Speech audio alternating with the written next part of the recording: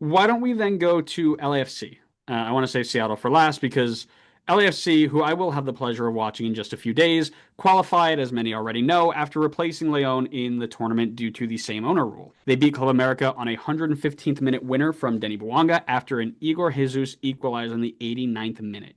Currently sitting just outside the home playoff spots in the West, fifth place with 26 points through only 16 matches. They were the only team to take advantage of the 10-day transfer window ahead of this tournament.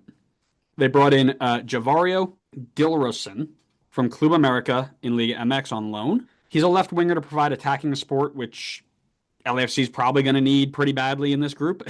Let's be real here.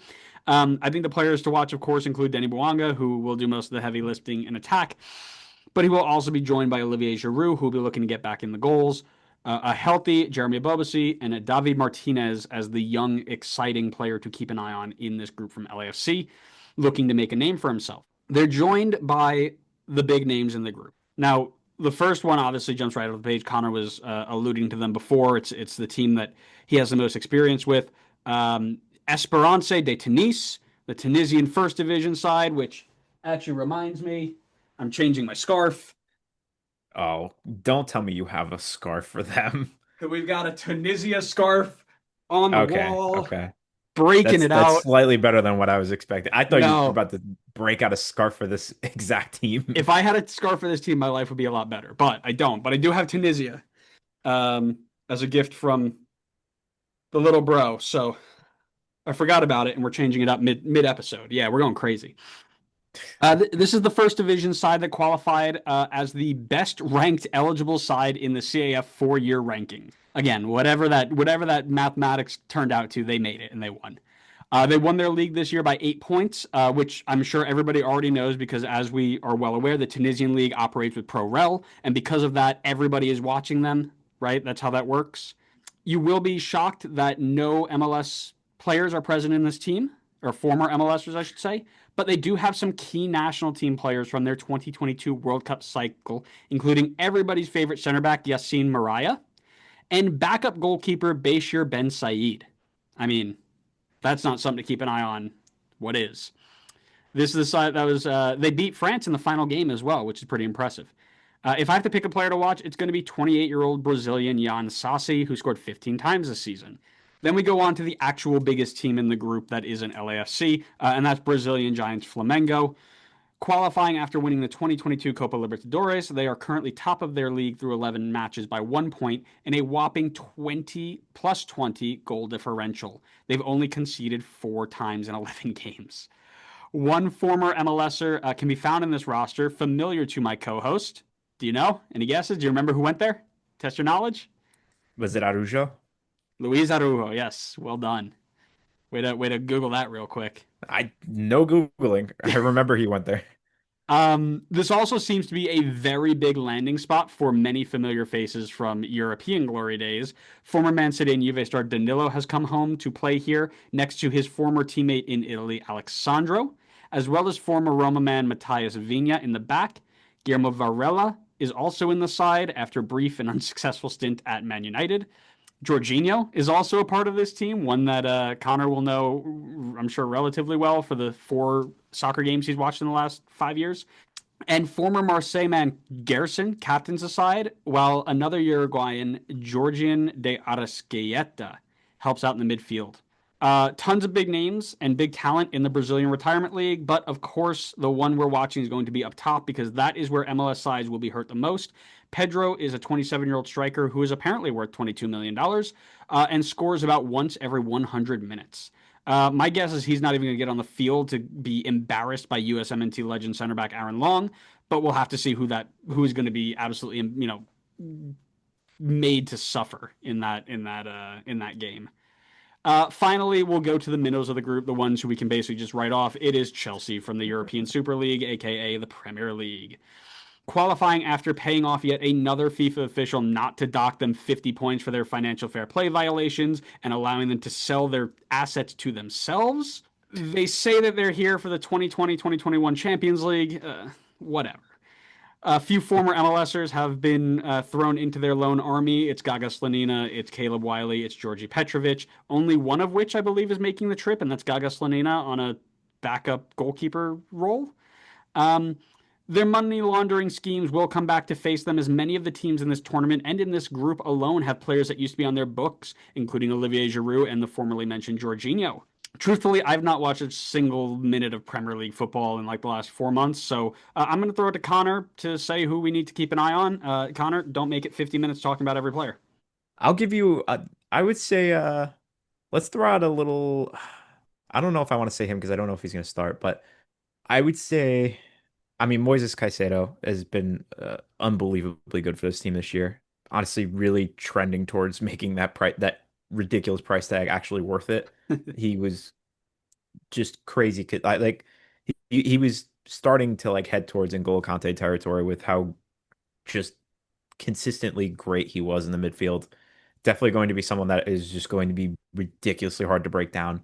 The only thing is he can sometimes be a little bit reckless, and that's where like the team will get into trouble if it gets to that point.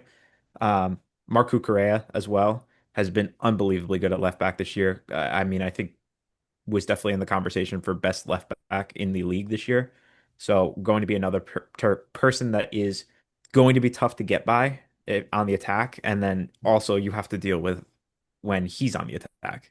So kind of a double-edged sword there that's going to be difficult for teams to kind of have to deal with on the field. So um, there's plenty of names to keep out an eye on here. I don't know how much rotation they're going to do. I mean, Liam Delap is also a new signing for them on this team. Andre Santos comes back into the team from being on loan to Strasbourg. So, what kind of involvement are they going to look like with the Club World Cup here? Yeah. So, I mean, there's a lot of familiar names in this roster. I don't know what to expect from this team, to be honest. They are a little bit all over the place sometimes. I don't think I've ever seen you more excited to talk about soccer than when we started talking about Chelsea. Your face Everybody lit talks up. about, listen, if you're not talking about your team in a pessimistic way, then you haven't been hurt enough. Everybody, his face lit up. For those of you listening, I mean, it was like a kid on Christmas Day. It's like I finally could talk about the European teams. Oh, man. I did just look up that Estevallo is going to Chelsea, by the way. Just throwing it back there. So he leaves on July I 1st. So I I'm, wasn't lying. yeah. Well, I figured you might have been. Um, I also mentioned Liam Delap just as an interesting player, a new player that I'm sure in the essence of rotation and preseason minutes, he's going to get a good look out. So you want to see that. Odds of LAFC getting out. We don't care about Chelsea now. We're going back to the real teams. I listen, I don't want to be a pessimist, but I'm going to say very low. Flamengo looks unbelievably good right now. I mean, talk about a team that's in form, like you said. 4 goals conceded so far this season. Like, are you kidding me? That's going to be very difficult to get past them. And then I think, even if Chelsea's not playing at their best, I think there's just too much talent in this team to be able to get by them as well. And that's your two that's ahead of them right now. Like regardless of what they do against Tunis, I mean that's they're out of the group already, or they're out of the tournament already at that point. So very, very slim for LAFC in my opinion. But somehow probably not the worst odds for an MLS side in this tournament. Yeah, we'll get to that in a second. I actually disagree that I think this might be the best chance, and I don't know why, but I've got a really decent feeling they can do something against Flamengo and get out of the group. I know that they've been super strong defensively. That's Um, bold. it might be, but I'm looking at their I mean, group they're the here. best attacking by a mile too. Best attacking and defense. Yeah, but it's in the Brazilian league. It's not like it's in MLS. It's I mean, levels. there's a Red Bull team in that league. It has to be good. No, no, no, no. We don't talk about the ugly stepchild there. Stop. They're good. Um, They're in third. okay. That's better than New York Red Bulls. All right, relax, Mister. I can't hear you from underneath the playoff line. I don't know if they're going to get by Chelsea. That might be a tough one. I think they're going to handle Tunis. I think they have a decent shot against Flamengo. I think a lot of their roster on the wrong side of 30, and I'm curious of how seriously they take it. Right? That's what I'm kind of contemplating here is you've got Flamengo who is playing Like I said, the top of their league, but they're not running away with their league either. I think they've only got a 3 or 4 point lead. You know, is this going to be something where they roll out their older reserves and give them a little bit of time to play? I don't know.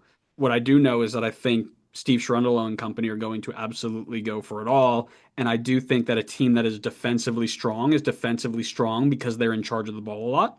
But I think if LAFC chooses to play in transition, which they have done relatively successfully over the last couple of seasons, I think that there's a decent shot that they can perform against this flamenco side. So I'm not saying it's super likely, but of the three sides, I think they have the best shot. I think they've got the worst of the bottom four, if that makes sense. Like if you take the expected bottom of every group that we're going to talk about, Tunis is the worst of those three teams. Unfortunately, in one of the groups, the MLS team is that team, but we'll talk about that in a second. So I think that if they can, like I said, I think everybody's going to pick up 3 points against Tunis. If somebody pulls off, something, or if they pull off something crazy against somebody, like they sit in against Chelsea and just 11 players on the goal line and say we're going to stand here for 90 minutes, you can't score. That gives that gives a little bit more wiggle room for LAFC. So I would say if I'm going to give my stand, I'll go Chelsea at 1, LAFC at 2, Flamengo 3, and then Tunis at 4. I think, listen, you got to be pessimistic about your own team. So I think Flamengo are going to try for it. I think the money is just too good to not put your effort into this tournament. I think they've topped the group here. I think Chelsea gets second. I think they take care of business against Tunis and LAFC probably relatively easily. And then I think LAFC third, Tunis fourth. Okay.